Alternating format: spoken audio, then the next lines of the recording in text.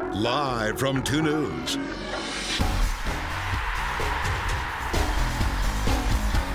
This is Talkin Real, powered by Strong Auto Group.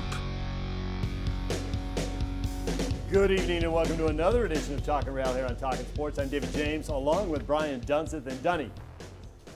Just four games left in the regular season for RSL. They got a rally after one of the most disappointing games of the year. What did we say? I said it here last week. I said it during the pregame. That Houston Dynamo game, that scared me more than any game remaining for Real Salt Lake. It's going to be a weird stop-start. You're going to be at home. You're going to be on the road. You got an international break, and rinse and repeat, do it all over. But Real Salt Lake is yet to clinch a playoff spot. There's a couple teams right now that are hunting to be on the right side of that red line. All right, here are the lowlights as RSL hosts Houston. Not a lot to show you in this one. 36th minute. Hamas Olave with the ball to Sturzer. John Sturzer dispossessed by Alex. He runs at Nick Raimondo, and there's the game's only goal. It's a gorgeous toe poke. Not too often do you see a player hit it with that velocity, that accuracy. But listen, back-to-back plays, almost an identical giveaway. You can fault Olave, you can fault Sturzer, but you can't fault that man, Alex. What a fantastic finish. Ricardo Clark up the backside of Sturzer. Toe poke finish, 1-0 lead for the visitors. 90th minute, still the same score. RSL had chances, put the ball on frame. Listen, without a shadow of a doubt, Real Salt Lake had multiple opportunities in this game, and I think it came down to just 4 shots on goal was the final statistic. But for Real Salt Lake, it's not as if those chances weren't available. Critical mistakes and critical moments, and the reality is they were unable to capitalize. Stoppage time, Nick Raimondo coming up big to keep RSL in a match. Bonia Garcia taking it away, ahead to Will Bruin. Raimondo way off his line. Yeah, and you see opportunities like this happen. When Real Salt Lake is chasing a game, they're going to sacrifice defenders. That's exactly what happened. Fresh legs and Will Bruin, he gets in behind. He's deceptive with his pace. 1v1 with Nick Raimondo, the initial slide challenge. Fantastic stuff. But it was a close one. Real Salt Lake had a couple opportunities, weren't able to capitalize. Somehow, some way, interim coach Wade Barrett gets the full 3 points on the road. Second time this season, Houston Dynamo has beat Real Salt Lake 1-0. So here are the Western standings. FC Dallas still on top. They are 4 points clear of the LA Galaxy, 5 in front of Colorado. Colorado does have 2 games in hand. 4th place RSL on pace to host an opening round game. 5th place Timbers are now just 3 points back. Sporting 5 points in front of Seattle in the race for the last postseason berth. Now RSL has FC Dallas at home this week, followed by a trip to San Jose. Then after a bye week for that international date you talked about, Dunny, RSL hosts Sporting Kansas City, closes the season in Seattle. So big picture, how comfortable should RSL fans be with the way the playoff picture? Not comfortable at all. Don't be comfortable at all. Pens and needles right now, pens and needles. But that shows you, I mean, we felt this way, what was it, end of July. We felt really concerned about Real Salt Lake and where they were. They put together a 3-game run. Everything feels fantastic. They're sole possession of second place. And then the loss in Portland, and now losing at home to the worst team in the Western Conference. This team psychologically is finding itself reeling. It's not as if they're playing poorly per se. It's just that right now they're not punishing their opponents for unbelievably simple mistakes, and yet they're being punished for unbelievably simple mistakes. 9 points clear of Seattle.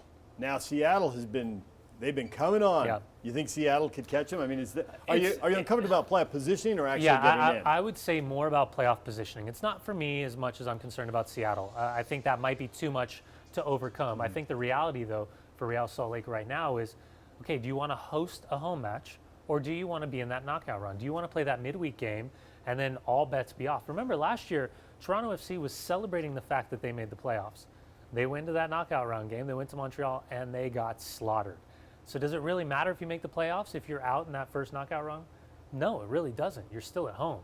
Now, RSL has to feel comfortable in their finish to the point where they are hosting. Going on the road is not good enough. All right, this will be the 3rd match this season between RSL and FC Dallas. They've split the first 2, home team prevailing in each match. June 25th, shorthanded RSL in Texas, losing 2-0. Yura didn't play in that one. Burrito didn't play. Joao Plata, Kyle Beckerman, Nick Raimondo all missed that game. 32 days ago, August 20th, RSL welcoming Dallas to the Riot, claiming a 1-0 win. Hamas and Olave with a goal late in the match. That was part of that 3-match run you talked about where they picked up 7 out of a possible 9 points against the top 3 in the West at home. What, if anything, can the team take from either of those first two contests in Saturday's game, or do they matter at all? First game down in Dallas, nothing. You can't take anything from that. It was a terrible result on the road, overmatched, outclassed. The second game you can take a lot out of. Midfield battle will be two teams that are just lumping each other up and down the field. In the midfield, two teams battling for possession. But the one thing to keep in mind about FC Dallas, number one, they're first place in the Western Conference. Now they've won the U.S. Open Cup with the 4-2 win against the New England Revolution. And in that short turnaround time of celebrating that win, the Open Cup win, they've gone to New York and they battled to a 2-2 draw. There's a different mentality about Oscar Pareja's side right now, and it's a dangerous, dangerous team. All right, let's listen to some of the RSL folks talking about this matchup, the third one with the top team in the West, FC Dallas. We've rewatched our game versus them, and obviously their last few games, and you know they're just a well-oiled machine right now. You know, it seems whatever they're doing, it's working. The good thing is I really think we had one of our best performances against them this year, and we were aggressive. Diaz didn't do very much, Barrios didn't do it very much, and we're going to have to make sure that those two players don't do anything against us. How were you able to take Diaz out of the game? Because that was, if I remember right, that was the least amount of touches he had all year. Like, what were you able to do? Well, I think it was we were good with the ball. You know, I mean, it's usually a lot of stuff that we do if we don't turn the ball over in poor areas, and he's able to find gaps.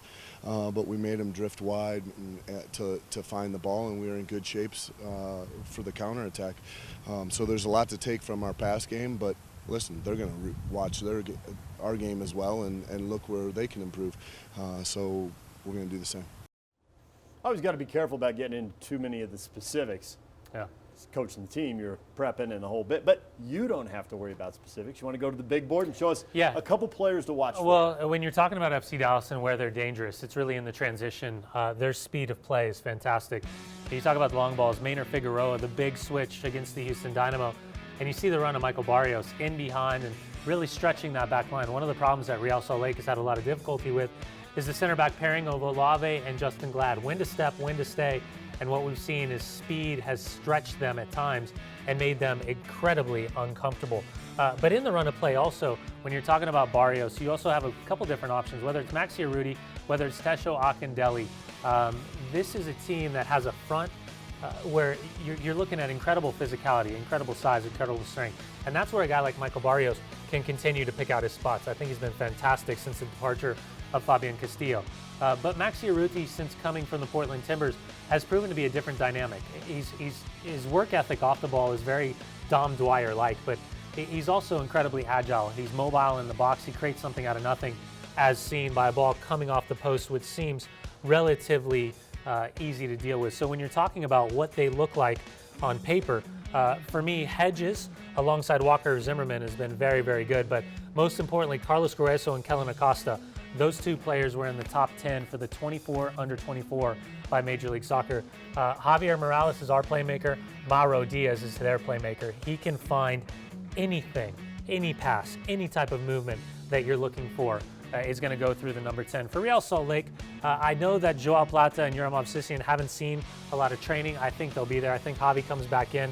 Sonny comes back in as well, so his partnership alongside Kyle Beckerman, incredibly important. Keep an eye on the movement and the connection between DeMar Phillips and Joao Plata on one side, Tony Beltran and Burrito Martinez on the other. With the pace that FC Dallas has, it'll be very interesting to see how the partnership of Jamison Olave and Justin Glad play themselves out over that 90 minutes.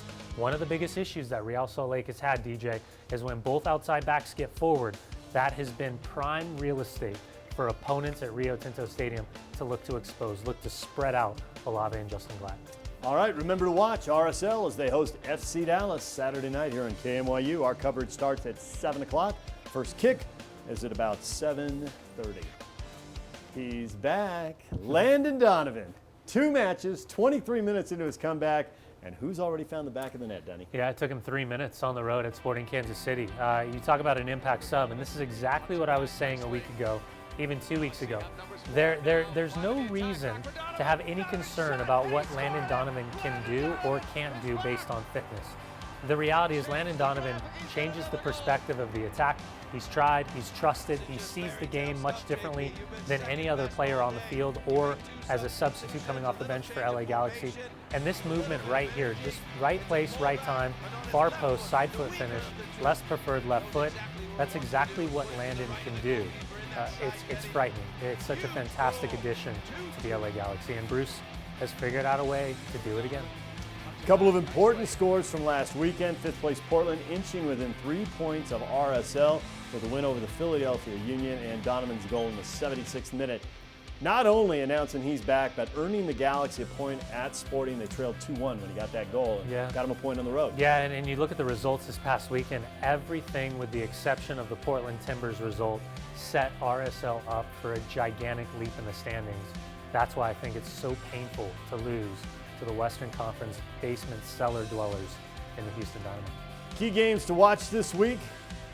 Well, let's keep our eye on those cellar dwellers in Houston. Yep. And your old teammate.